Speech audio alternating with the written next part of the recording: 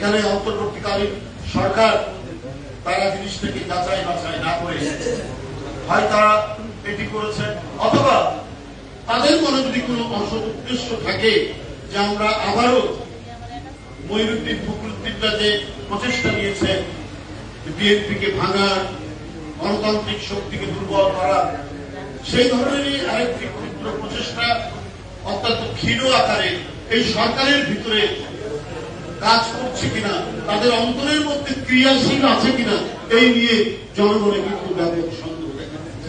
এবং এই সরকারের যে জাতীয় এবং আন্তর্জাতিক ইমেজ, সেই ইমেজ ক্রমান্বয়ে আপনার ক্ষীণ হতে থাকবে যদি এই ধরনের প্রচেষ্টা একটার পর একটা। মানুষ অনেকেই কিন্তু রাষ্ট্র ক্ষমতা আশা করে সংস্কারের কথা বলেছে। এর আগে আমরা মঈনুদ্দিন ফখরুদ্দিনকেও আমরা দেখলাম এই সংস্কার করবেন, সেই সংস্কার করবেন, কিছু করেছেন, নির্বাচন কমিশনে কিছু করেছেন, আরপিও সংশোধন করেছেন। আমরা এর মাধ্যমে কি দেখলাম? এর মাধ্যমে দেখলাম শেখ হাসিনার মতো একটা নিকৃষ্ট ফ্যাসিস্ট 15 বছর দেশকে এক ধরনের একটা কি বলে যে নরকের মধ্যে পাঠিয়ে 18 লক্ষ কোটি টাকা পাচার করেছে শেখ হাসিনা। 18 লক্ষ টাকা শেখ হাসিনা, তার পরিবার এবং তার দোসররা বাংলাদেশ থেকে পাচার করেছে।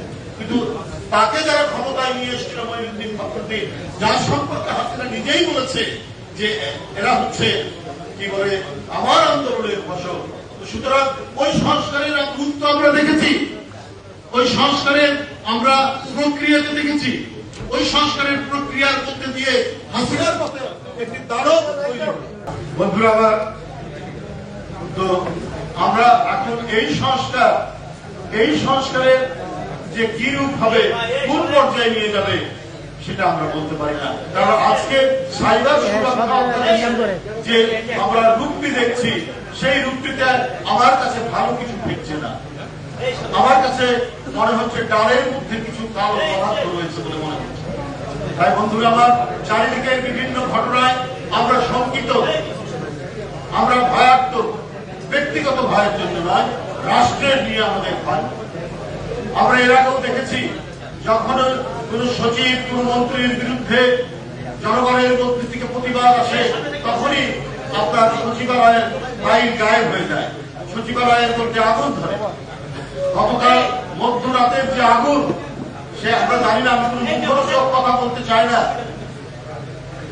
এই আগুনে অনেক নথিপত্র পুড়ে গেল, কিন্তু একটি ঘটনা আরেকটি ঘটনাকে সন্দেহ তৈরি করে। গতকালই আমরা সংবাদপত্রে দেখেছি যে একটি সরকার কয়েকটি গুরুত্বপূর্ণ নথি চেয়ে পাঠিয়েছে সরকারের পক্ষ থেকে।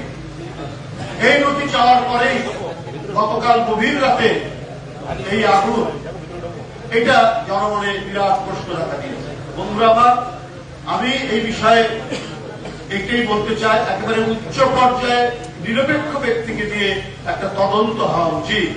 কারণ গতকাল শেখ হাসিনার এবং তার দোসরদের কিছু নথি চাওয়ার পর সচিবালয়ের অনেক নথি পড়ে যাওয়া এবং ভয়াবহ অগ্নিকাণ্ড, এটা মানুষকে ভাবিয়ে তুলেছে, মানুষের মনে